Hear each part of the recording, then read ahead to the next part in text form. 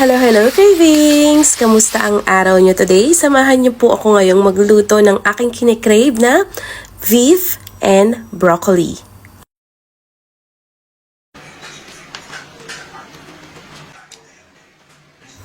Unahin ko munang hiwain ang ating beef. Kapag ayaw nyo po ng baka, pwede naman po ang baboy or manok. Maglalagay tayo dito ng baking soda, ng black pepper.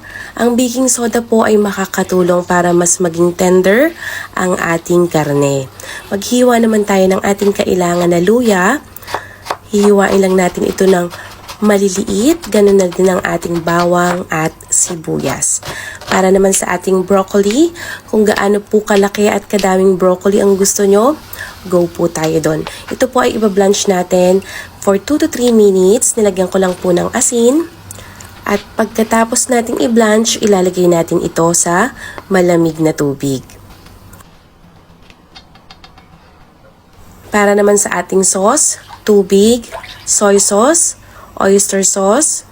Maglalagay din tayo dito ng sugar, cornstarch na pangkalapot, at ito ay i-mix lang natin hanggang ma-dissolve yung ating cornstarch at saka yung sugar. Simulan na nating magluto. Uunahin natin yung ating karne. Mabilis lamang pong maluto itong sirloin. Pag nawala na po ang pula niyan, ay pwede na nating hanguin. Pero kung ang gagamitin po nating part ng beef ay yung medyo matigas-tigas, dapat po ay pakuluan muna natin hanggang sa lumambot. Kapag wala ng pula yung ating karne, hahanguin muna natin ito at ilalagay muna natin sa side. Ang ingredients po ay ilalagay natin sa last part ng ating video. Igisa na po natin ang ating luya, bawang at sibuyas.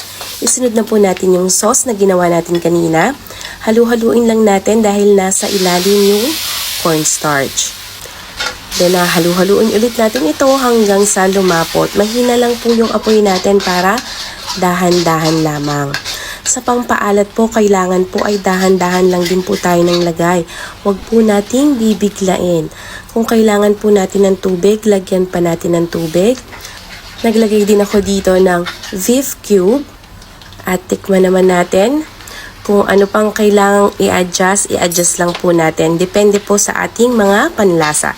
Dahil okay na po sa akin ang lasa, ilalagay ko na po yung karne. Kung gusto nyong mas maraming sauce, pwede po tayong magdagdag pa ng tubig, ng cornstarch, at saka ng soy sauce pa. Ilagay na rin natin yung ating broccoli. Halu-haluin lang natin ito para kumapit yung sauce sa ating broccoli. At optional lamang po ito ang ating sesame oil para mas mabango. At ready na ang ating beef and broccoli. Sana po ay matry nyo ang ating dish for today's video cravings. Pakishare na lang po, palike at comment, and tag na rin sa mga gusto nyong itag. At ito na ang exciting part, ang maghain at kumain. At para mas masaya, more sauce, at maglalagay din tayo dito ng sesame seeds para feeling mo nasa restaurant ka lang kahit nasa bahay ka, di ba?